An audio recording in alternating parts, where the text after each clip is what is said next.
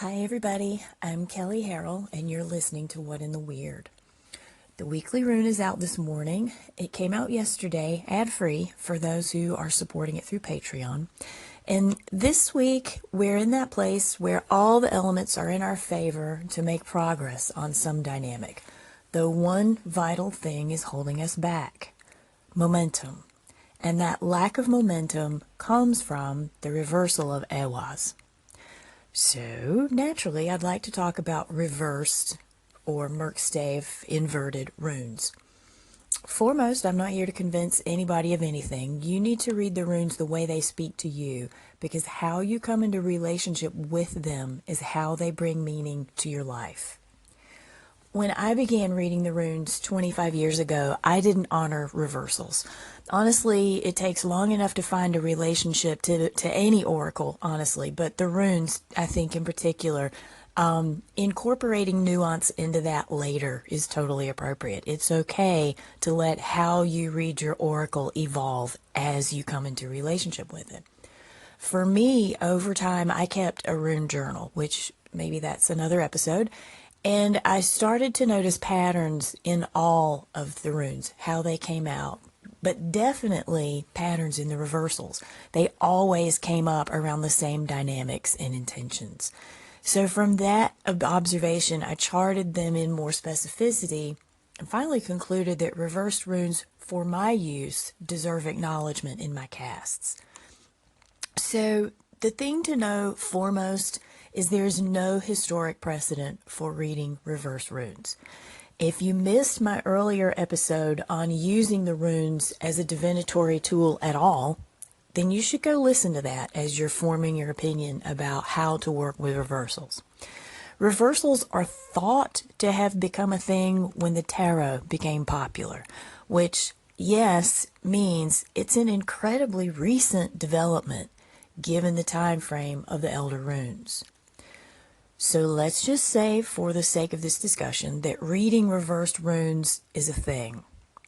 A lot of people automatically interpret reversed runes as negative, or at least as dark as the word Merkstave would imply. However, hello, they're the runes. Every one of them dwells in this glorious gray area. It's not really good or bad. And the runes can't be polarized that way. If you know the Old Norse culture, that is an entirely appropriate stance to take. They're very realistic and grounded in the most elevated and the most mundane of potentials. For me, a reversal indicates different things depending on the rune. There's no categoric yes, no, good, bad. It just doesn't work that way. Again, gray area.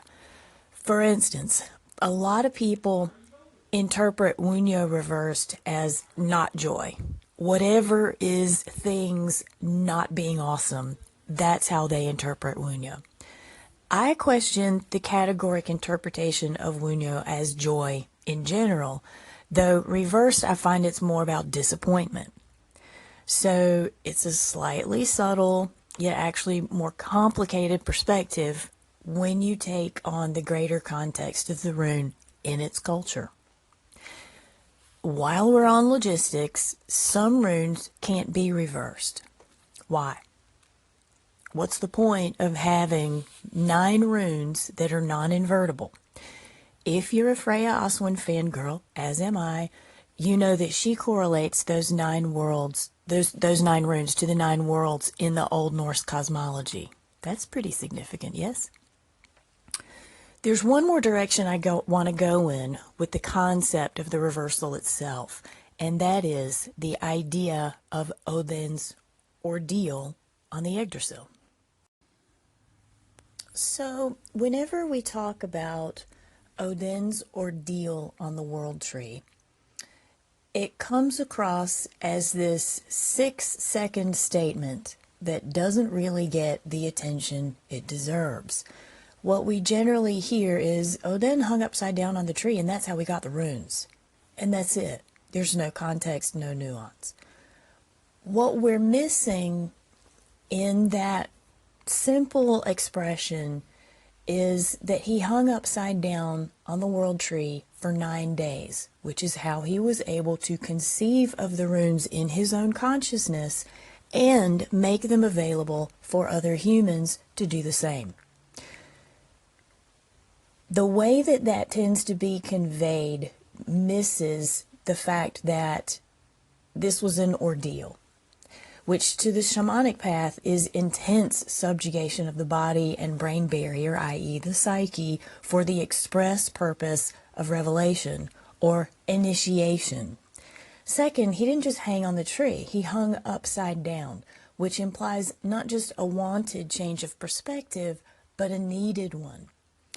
This was the initiation of initiations, suggesting that hanging right side up wouldn't have produced the same results.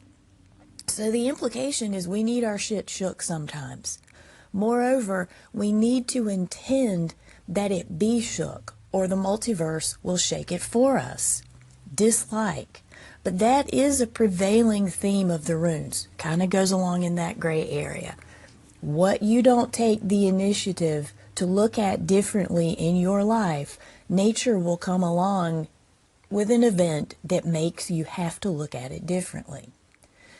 In that respect, upside down serves a purpose in life, which may imply that reversed runes have a place in your readings. My challenge to you is explore why it sets your teeth on edge.